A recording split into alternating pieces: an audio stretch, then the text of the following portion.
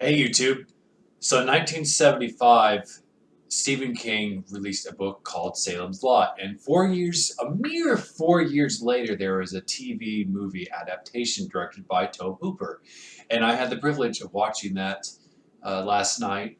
And I had heard about this film over the years, being a Stephen King horror fan, and I really I was anticipating it because I heard it was really scary, and that that iconic image of the master vampire, just this that was sort of based off of the Max Schreck Nosferatu, and whether or not he appears that way in the book, I don't know. I haven't actually read the book yet.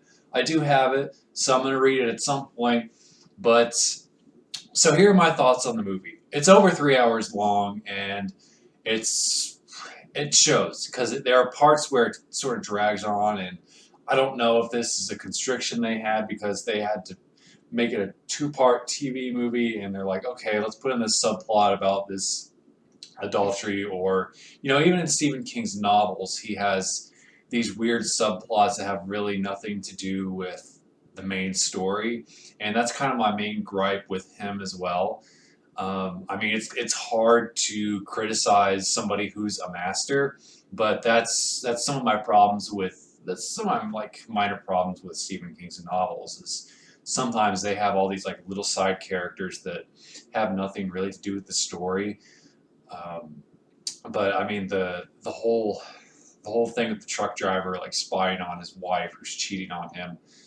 It's like it kind of sets up him giving his truck to somebody else to go pick up this mysterious crate, but really you could have cut parts of that out, and it would have shaved a good maybe 20 minutes off of the movie.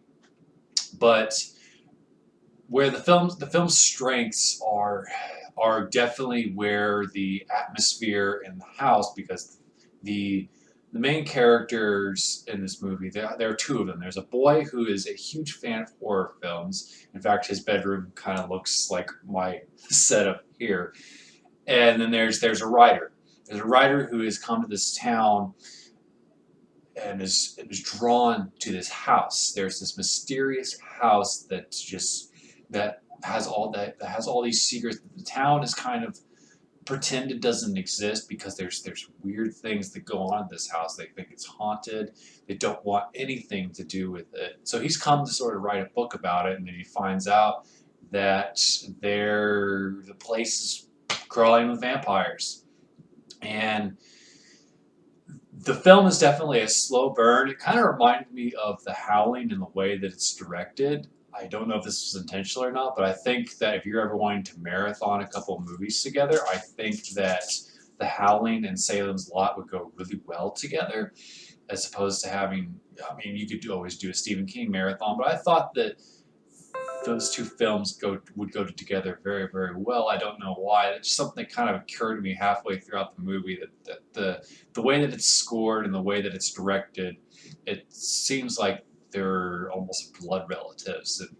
And if you're into this sort of psychological horror, you'll definitely like this. There's definite atmospheres, like when people start dying and then reappearing later. It's very creepy, and some of the scares work, and some of them feel like cop outs.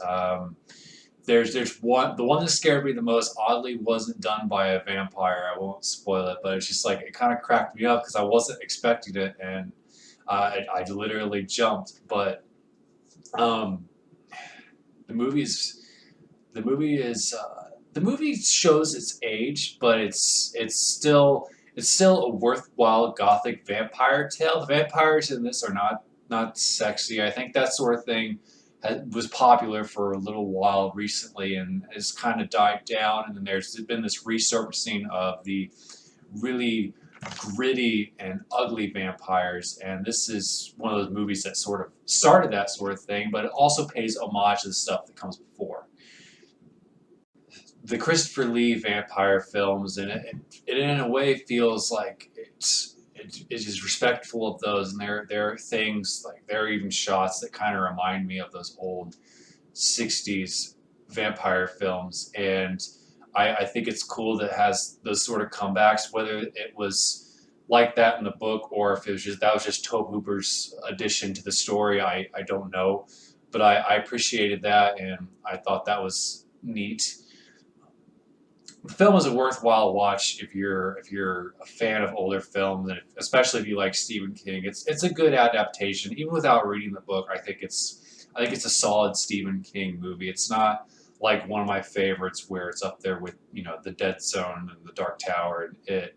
Um, but I enjoyed it. I'm happy to have it in my collection. Again, it's just a little too long. It's one of those things that you'll probably want to watch over a couple of days, but it's not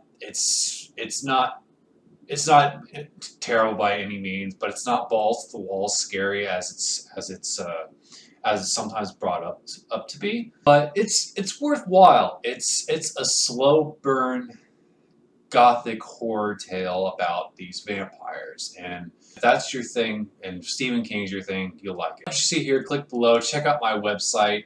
My urban fantasy and horror books are available on Amazon on paperback and ebook.